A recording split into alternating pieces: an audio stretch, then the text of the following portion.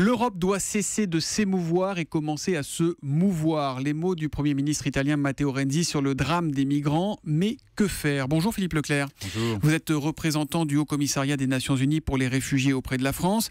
D'abord, quels sont les derniers chiffres dont vous disposez ? Sait-on combien sont morts depuis le début de l'année de ces migrants ? Oui, malheureusement, le compte est macabre. 2550 personnes ont disparu en mer ou sont morts en mer depuis le début de l'année. L'an dernier, 3500 personnes sont décédées. Les chiffres sont toujours aussi importants, même si les efforts de sauvetage, depuis quelques mois, ont augmenté. Mais comme vous l'avez indiqué, les naufrages se succèdent, souvent proches des côtes libyennes, et un nombre de disparus en mer continue de croître. Alors donc, l'Europe doit cesser de s'émouvoir et se mouvoir, dit Matteo Renzi. Est-ce qu'il existe des solutions simples ou au moins pas trop compliquées ? Bien sûr, elles existent. Lesquelles ? Ces solutions. D'abord, dans les pays voisins de la Syrie, car essentiellement, vous avez parlé de migrants, mais ce sont essentiellement des réfugiés.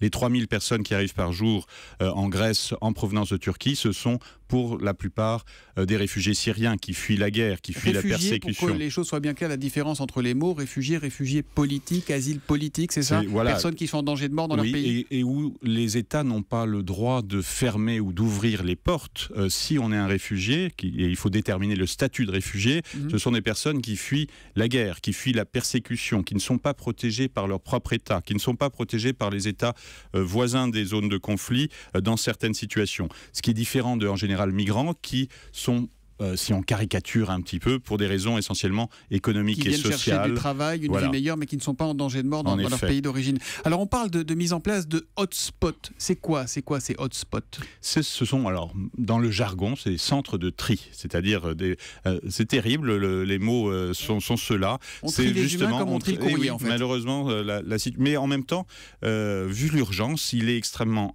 important, si l'on veut agir, de protéger les personnes qui ont besoin d'être protégées. C'est-à-dire, encore une fois, les réfugiés, ceux qui fuient la persécution et la guerre. Et pour la plupart d'entre eux, ce sont ceux-là qui arrivent sur les côtes méditerranéennes. Alors, il s'agit de déterminer dans ces centres en Grèce et en Italie, mais qui malheureusement n'existent pas encore. C'est sur le papier que ces hotspots existent, mais pas en réalité.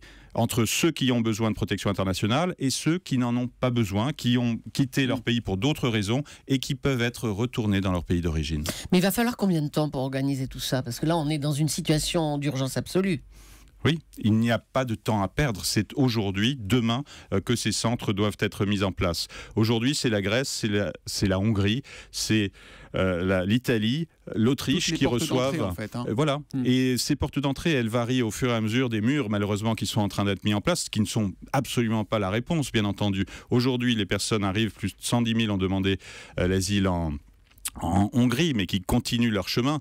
Demain, 175 km de barbelés, de grillage à la frontière. Et qu'est-ce qui va arriver lorsque ces 175 km seront terminés sur la frontière hongroise ? Eh bien, ils vont aller vers la Bosnie-Herzégovine, vers la Slovénie, vers la Croatie. Il faut se rendre à l'évidence. Les personnes, elles ne cherchent pas à aller ni en Grèce ni en Hongrie. Elles cherchent à aller dans les pays qui sont capables de les recevoir au sein de l'Union européenne et essentiellement l'Allemagne. Philippe Leclerc, ces hotspots, ces centres de tri, pour être installés, mis en place, c'est la décision souveraine de chaque État ou c'est une décision qui doit être prise au niveau européen ?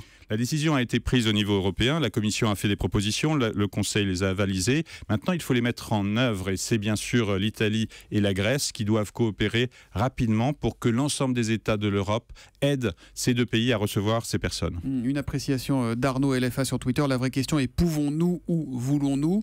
Et puis un tweet d'Olivier Sarrazin. Qu'est devenue l'idée de mettre des bateaux de guerre devant les côtes des pays d'embarcation des migrants ? Ceux qu'on en avait parlé au printemps, ça ? De bloquer les départs en quelque sorte. Oui, encore une fois, les raisons pour lesquelles ces personnes partent, on aura beau mettre des barrières, des bateaux en face d'eux, il faut résoudre les situations qui font qu'ils partent. Alors pour la Syrie, c'est extrêmement difficile, on le voit depuis 4 ans en guerre civile, il n'y a pas de solution politique en vue. Alors il faut aider les pays qui sont voisins à recevoir ces personnes dans la dignité. Encore une fois, c'est eux qui reçoivent le plus les réfugiés, le Liban, la Turquie, la Jordanie, l'Irak. 4 millions de réfugiés sont là, pas en Europe. Vous dites qu'il n'y a pas un seul moyen, pas un seul mur, pas un seul bateau qui les empêchera de tenter leur chance et de tenter d'échapper à ce qu'ils vivent ? Non. Si les raisons pour lesquelles ils partent, c'est sauver sa vie, c'est sauver sa famille, ils vont chercher à contourner pour trouver la sécurité, pour trouver la protection. Et l'ONU que vous représentez, on l'entend pas beaucoup sur le sujet? Alors nous, on estime que dans des pays comme la France, la Grande-Bretagne, l'Allemagne, les États de l'Union européenne, ce n'est pas la situation de la Libye ou de quelques pays africains où il faut aider ces États à s'organiser. C'est la 4e, la 5e puissance industrielle du monde qui se réunissent par exemple aujourd'hui à Calais. On estime que ces 2 membres permanents du Conseil de sécurité sont capables de répondre à une situation où 3000 personnes sont à Calais. De la même manière, 300 000 personnes qui arrivent sur les côtes européennes, ce n'est rien par rapport à ce que le Liban, c'est un quart de ce que le Liban a reçu. Encore une fois, ces États sont capables de s'organiser matériellement. Nous les aidons à se coordonner. C'est aujourd'hui la coordination des États européens qui va permettre d'aider ces personnes aujourd'hui, pas demain. Il y a un double discours des politiques ou pas? Une déclaration sur l'émotion, mais dès qu'il s'agit d'agir, on dit oh là là, on verra ça plus tard.